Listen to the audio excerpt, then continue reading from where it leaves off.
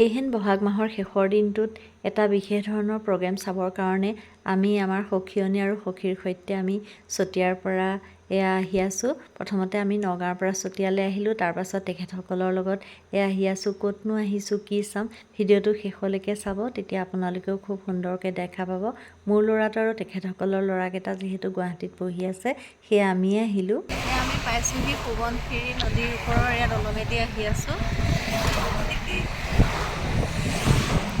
প্ৰথম আহিছোঁ দেই ইয়ালৈ। এইটো লোকেশ্যন।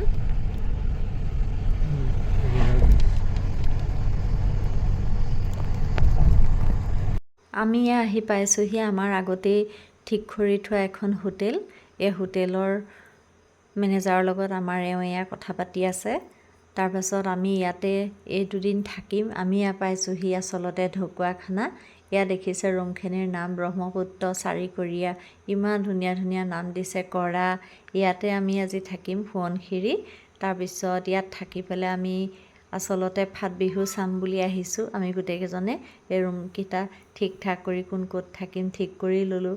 আহি পাই এয়া চাওকচোন, হোটেলৰ মালিকে ফাট বিহুৰ কাৰ্যসূচীখন দিছে, ইমান ভাল লাগিছে। এয়া আমি ফাট বিহু চাবৰ কাৰণে চাৰিওজন সাজু হৈছোঁ, যাবলৈ ওলাইছোঁ হোটেলৰ পৰা। এতিয়া ৰাতি প্ৰায় 6:30, 7টা বাজু। আমি এইমাত্ৰ গাড়ীৰ পৰা নামিছোঁহি। ইমান উখল মাখল পৰিৱেশ ইয়াত হৈ আছে নহয়, আপোনালোককো অলপ পৰিৱেশটো দেখুৱাই দিওঁ। এয়া কিমান মানুহ দেখিছেনে, গোটেই বিহুৰ পৰিৱেশ। এয়া বিহু তাত চলিয়ে আছে, আমাৰ অহা অকণমান দেৰিয়ে হৈ গৈছেগৈ। বিহুথলী পোৱাহিয়ে নাইচোন, কিন্তু ইয়াত চাওকচোন কেনেকুৱা পৰিৱেশ বিৰাজ কৰিছে।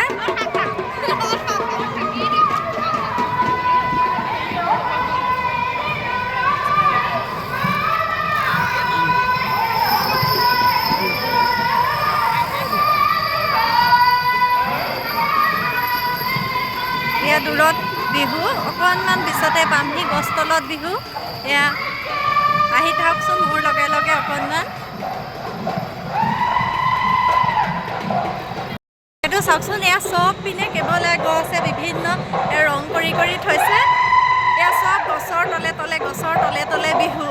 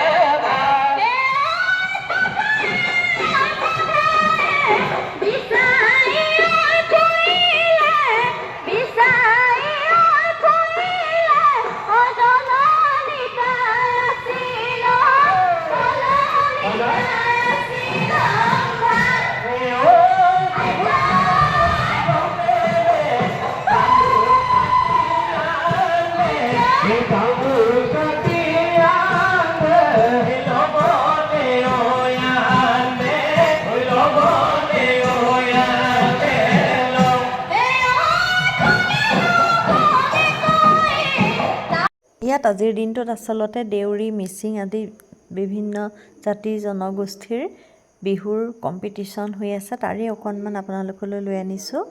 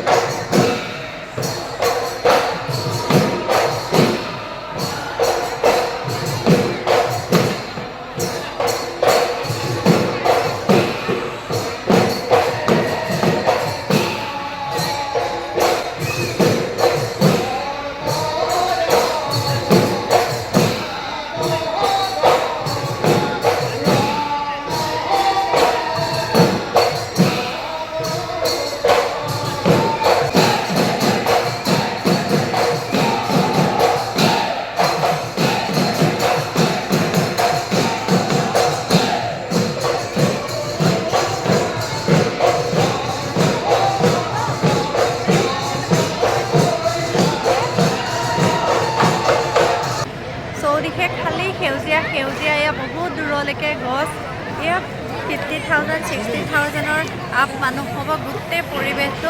মই আকৌ আপোনালোকক দেখুৱাই দিছোঁ, আহোঁতে অলপ তুলিছিলোঁ। এয়া চাওকচোন, ইমান ধুনীয়া পৰিৱেশ, বুজাব নোৱাৰোঁ।